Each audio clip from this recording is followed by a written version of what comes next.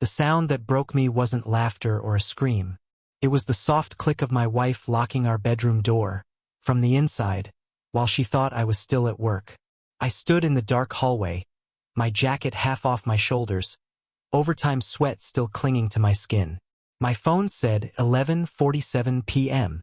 I'd come home early for once, hoping to surprise her with takeout and the fragile optimism that maybe we were still okay. Instead, I heard my name spoken like a problem that needed solving. "Tomorrow," she whispered. "He won't suspect a thing." My stomach dropped so hard it felt physical, like missing a step on the stairs.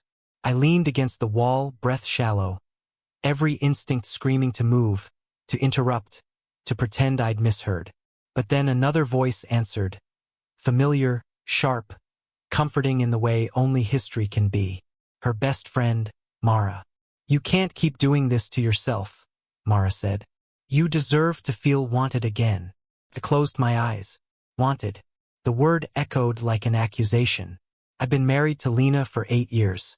8 years of shared routines, silent compromises, and the slow erosion that neither of us wanted to name.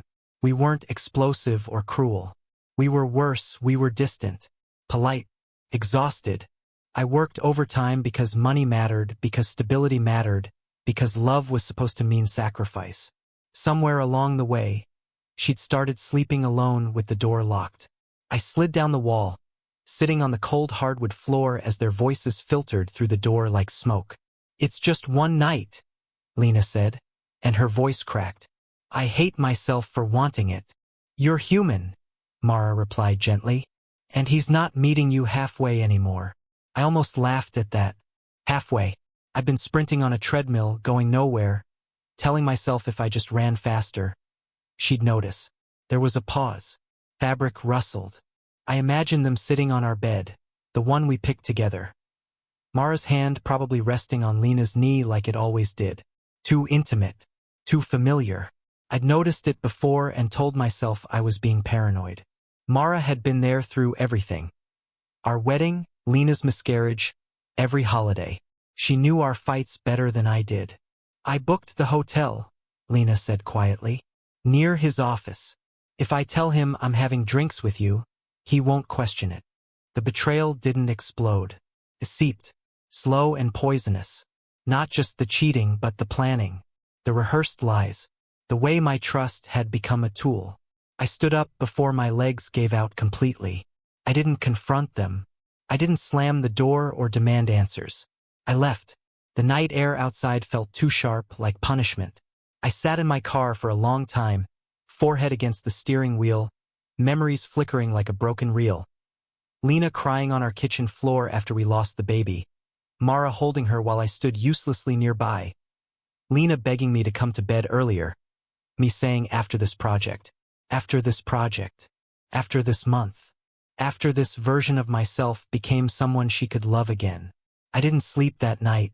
I watched the ceiling until dawn, the truth replaying in fragments. By morning, something inside me hardened. Not into anger, but clarity. When Lena came out of the bedroom, her hair messy, eyes cautious, she smiled like nothing had changed. "You're home early," she said. "Yeah," I replied. "Overtime got canceled."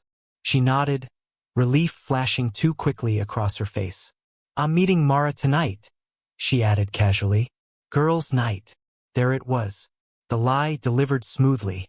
I studied her, the woman I still loved, the woman who was already leaving me in pieces. "Have fun," I said. That afternoon I called in sick. I did something I'd never done before. I followed her. The hotel parking lot was nearly empty when she arrived. My hands shook as I watched her step out of the car, dressed too carefully for casual drinks. She hesitated before going inside, checking her phone. I expected a man. Instead, Mara walked up behind her. They embraced longer than friends should. My chest tightened, confusion slicing through the pain. I watched as Mara brushed a strand of hair from Lena's face, their foreheads touching. And then they kissed. It wasn't frantic or desperate. It was practiced, familiar, like something that had been waiting for permission. The truth landed harder than I was prepared for. This wasn't a sudden betrayal. It was a story that had started long before tonight. Long before I worked late. Long before the locked door. I didn't confront them then either. I drove home, numb. The world muffled like I was underwater. By the time Lena returned hours later, I'd already made dinner. The normalcy felt obscene. She froze when she saw me sitting at the table. "You okay?" she asked. "I know," I said simply. Her face collapsed, not in fear but relief, like the lie had been heavier than the truth. She sat down slowly, hands trembling. "I never meant to hurt you," she whispered. "I believe you," I said. And I did. That was the cruelest part. "What now?" she asked.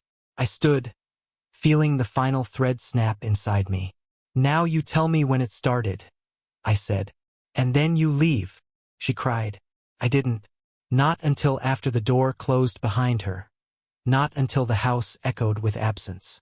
Weeks later, Mara sent me a message. An apology. An explanation. "Love doesn't follow rules," she wrote. I deleted it.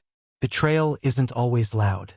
Sometimes it's whispered behind locked doors, planned by people you trusted to protect what you built together. And sometimes the most devastating thing isn't that they chose someone else.